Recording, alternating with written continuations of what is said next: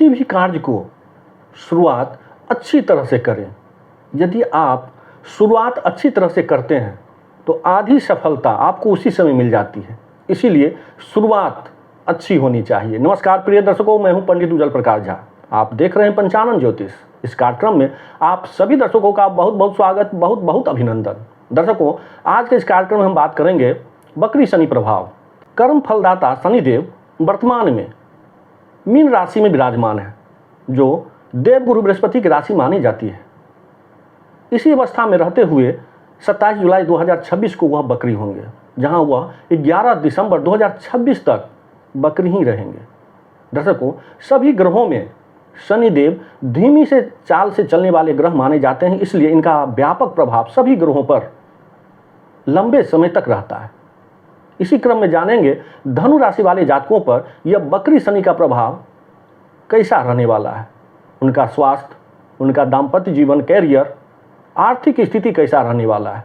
वर्तमान में धनु राशि पर शनि की ढैया चल रही है और गुरु और शनि में समभाव रहता है, न उनसे मैत्री और न ही शत्रुता।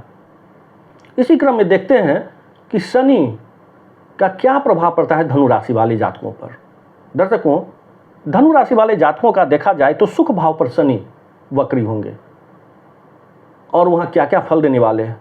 सुख भाव पर यह माता का स्थान माना गया है, भूमि भवन वाहन का स्थान माना गया है।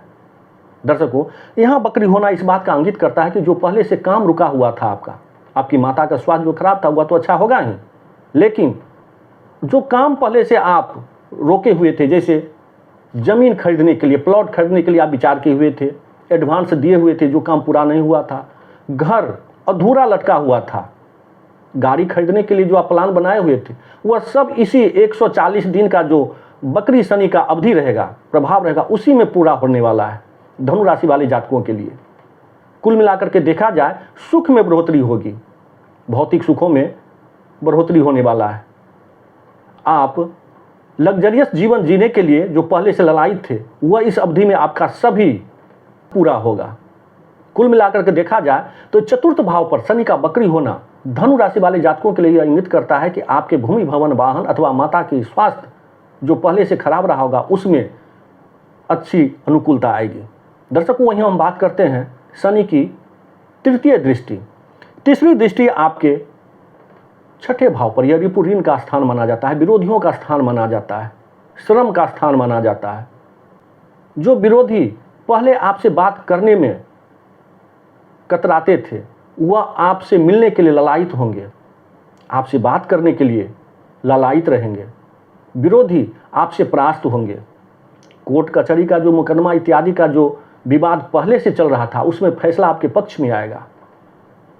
कर्ज से मुक्ति मिलेगी, जो पहले आप कर्ज ले रखे थे, बहुत कोशिश करने के बाद भी कर्ज से मुक्ति आपको नहीं मिली थी, वह भी आपको इस अवधि में मिलेगा। कोई वैसा बीमारी जो आपको परेशान कर रहा था उससे भी मुक्ति आपको इसी अवधि में मिलने वाला है। दर्शकों, अब हम बात करते हैं कि शनि की सप्तम दृष्टि आपके कर्म क्षेत्र पर, कर्म भाव पर पड़ रहा है।